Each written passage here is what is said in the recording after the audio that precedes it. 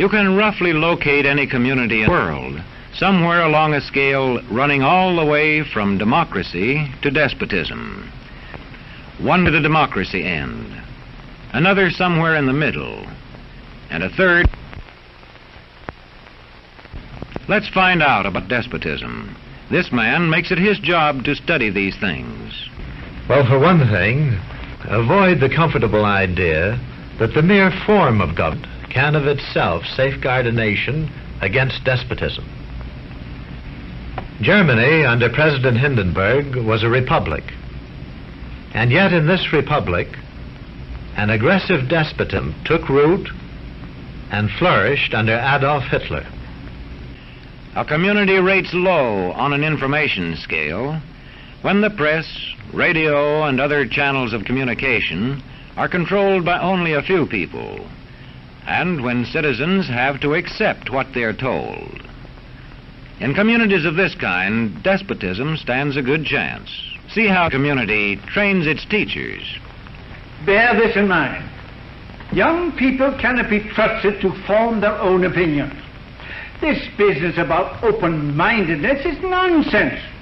It's a waste of time trying to teach students who think for themselves. It's our job to tell them. And when teachers put such training into practice, despotism stands a good chance. These children are being taught to accept uncritically whatever they're told. Questions are not encouraged. How can you ask such a question?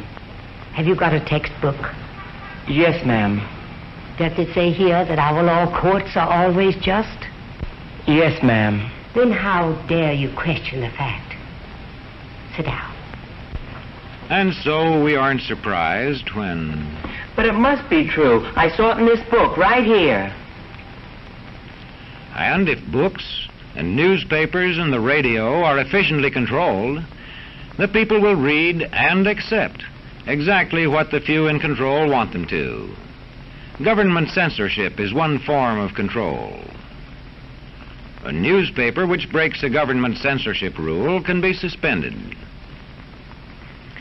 It is also possible for newspapers and other forms of communication to be controlled by private interests. I thought I told you to kill that story. It'll cost us a lot of advertising. If that story goes out, I quit. All right. Many observers have found that two workable yardsticks help in discovering how near a community is to despotism: the respect scale and the power scale. A careful observer can use a respect scale to find how many citizens get an even break. As a community moves towards despotism, respect is restricted to fewer people.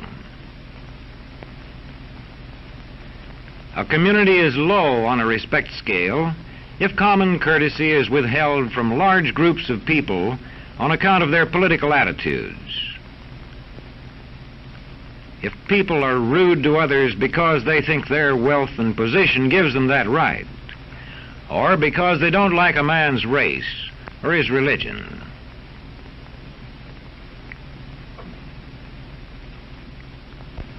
Equal opportunity for all citizens to develop useful skills is one basis for rating a community on a respect scale. The opportunity to develop useful skills is important, but not enough. The equally important opportunity to put skills to use is a further test on a respect scale.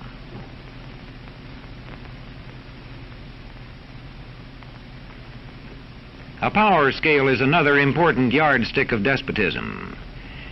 It gauges the citizens' share in making the community's decisions. Communities which concentrate decision-making in a few hands rate low on a power scale and are moving towards despotism. Like France under the Bourbon kings, one of whom said, "The state, I am the state."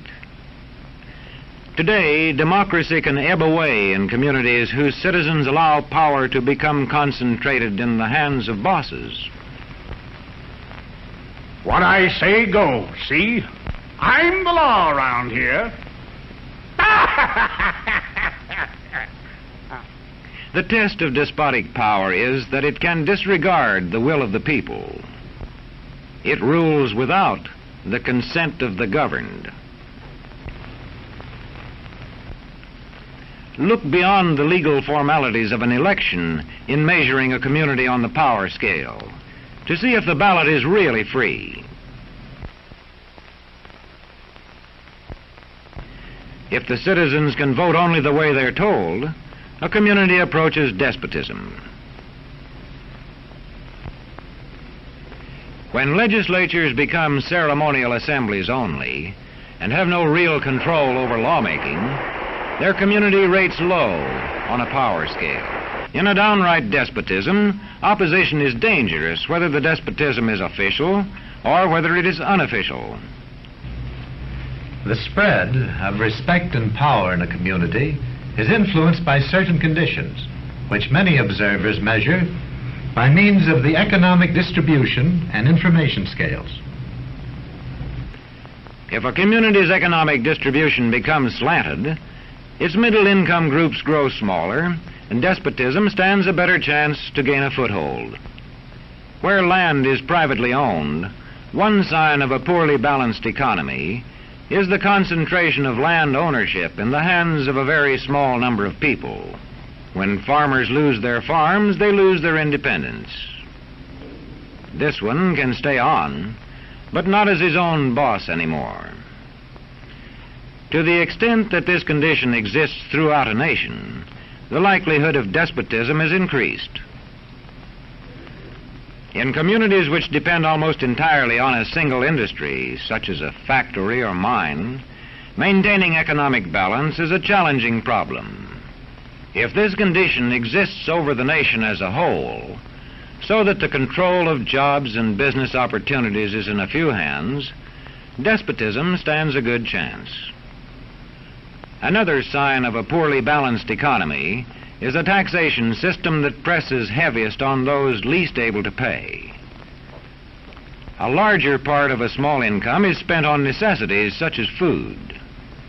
Sales taxes on such necessities hit the small income harder. In the days of the salt tax, feudal despotisms were partly sustained by this and other effects. What sort of community do you live in?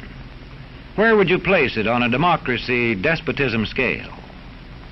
To find out, you can rate it on a respect scale and a power scale. And to find out what way it is likely to go in the future, you can rate it on economic distribution and information scales. The lower your community rates on economic distribution and information scales, the lower it is likely to rate on respect and power scales, and thus to approach despotism.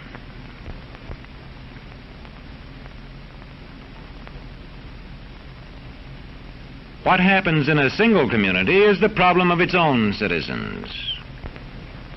But it is also the problem of us all, because as communities go, so goes the nation.